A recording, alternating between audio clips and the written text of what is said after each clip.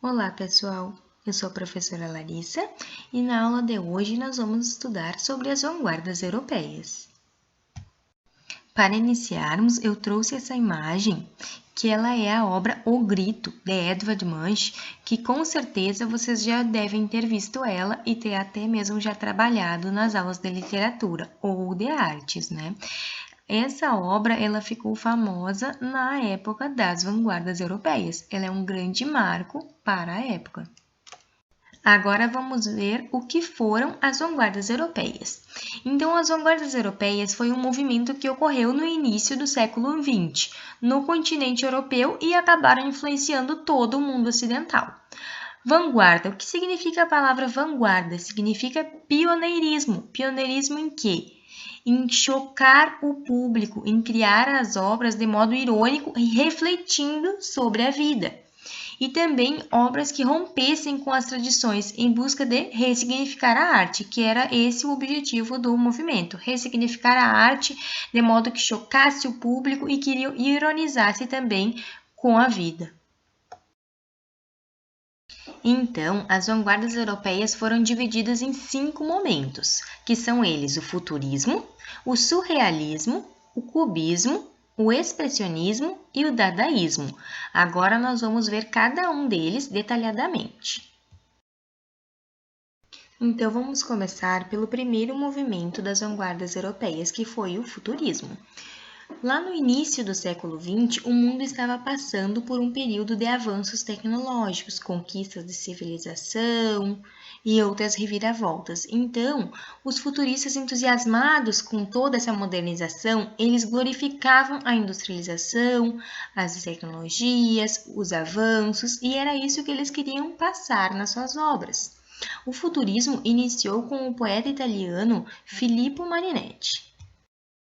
E em seguida já vieram demais autores, como Vladimir Mayakovsky, Fernando Pessoa, Oswald Andrade, e também artistas como Giacomo Balla, Umberto Boccioni, Carlo Carra, Luigi Russolo e Gino Severini.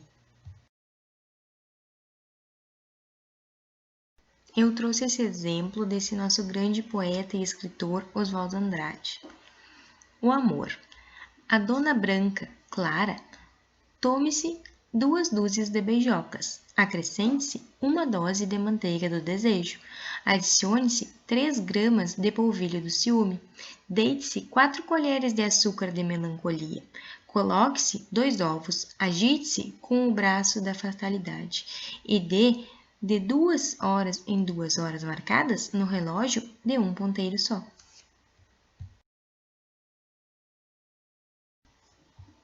Então, nessa obra, a gente vê o entusiasmo e a glorificação quanto à modernização.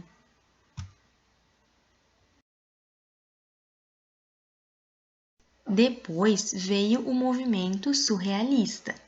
O surrealismo ele foi impulsionado pela teoria psicanalista de Freud. Eles abordavam o inconsciente, juntando sonho e realidade, através da expressão da arte impulsiva e onírica. O que foi a arte onírica? Ela era baseada em sonhos, no imaginário, na criatividade. Como principais autores e artistas, nós temos Georges de Chirico, Max Ernst, João Miró, René Magritte, Salvador Dalí, Oswald Andrade, Tarsila do Amaral, Ismael Neri e Cícero Dias. Como exemplo do surrealismo, eu trouxe essa obra de Salvador Dalí, que é a persistência da memória. Nela, a gente pode ver as fortes influências do surrealismo, porque essa imagem ela passa a visão do inconsciente, do tempo interior, e ela traz também uma visão de irracionalidade. Dentro das vanguardas europeias, nós também tivemos o cubismo. O que o cubismo buscava? Ele buscava banir o plano. Ele queria tirar aquela imagem real de apresentar as coisas e representar. Eles queriam utilizar formas geométricas, técnicas de colagem para tirar aquele real significado que aquela imagem passava. Então, eles queriam fragmentá-las, promover a decomposição a partir da utilização das formas geométricas e modificando. Como principais autores e artistas, nós temos Pablo Picasso, Georges Braque, Joan Gris, Fernand Léger, Tarsila do Amaral e Vicente do Rego Monteiro. Como exemplo, eu trouxe para vocês essa obra de Joan Gris, que ele está retratando o Pablo Picasso e que mostra bem as características do cubismo, né? É banir o plano e a apresentação das formas geométricas.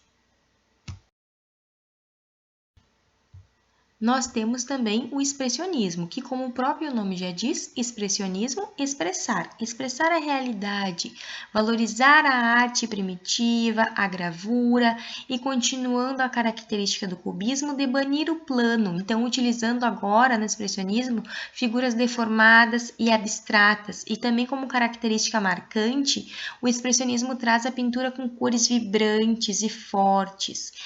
E ele sofreu alta influência do artista Van Gogh. Como autores e artistas do expressionismo, nós temos Edvard Munch, Ernst Kirchner, Erich Heckel e Carl Friedrich. E como exemplo para o expressionismo, eu voltei lá naquela obra que eu apresentei as vanguardas europeias para vocês, na obra O Grito, que é muito famosa, né? Então, vocês podem ver as características do expressionismo expressas nessa obra. Eles estavam valorizando a arte, ele estava expressando a realidade através das figuras deformadas e das cores vibrantes. E como último movimento das vanguardas europeias, nós temos o dadaísmo. O que o dadaísmo buscava? Espontaneidade, liberdade de expressão. Eles aboliam as regras e também trabalhavam com a irracionalidade. Então, a principal característica do dadaísmo é essa: abolir as regras e liberdade de expressão de forma espontânea. Como autores e artistas, nós temos Hugo Ball, Hans Arp, Flávio de Carvalho, Ismael Neri, Marcel Duchamp e Tizan Tzara.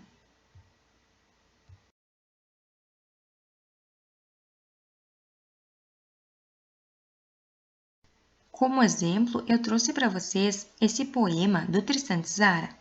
Receita de um poema dadaísta. Pegue um jornal. Pegue uma tesoura. Escolha no jornal um artigo do tamanho que você desejar dar ao seu poema. Recorte o artigo. Recorte em seguida com atenção algumas palavras que formam esse artigo e meta-as no saco. Agite suavemente. Tire em seguida cada pedaço um após o outro. Copie conscienciosamente na ordem em que elas são tiradas do saco. O poema se parecerá com você, e ei-lo um escritor infinitamente original e de uma sensibilidade graciosa, ainda que incompreendido do público. Eu escolhi esse poema porque ele está ensinando vocês como era um poema dadaísta, que além de ter a liberdade de expressão e abolir as regras, então tu não vai criar um poema com rimas, ele vai ser um poema abstrato, né, espontâneo, mas ali no final ele fala incompreendido do público, então expressa muito a característica da irracionalidade.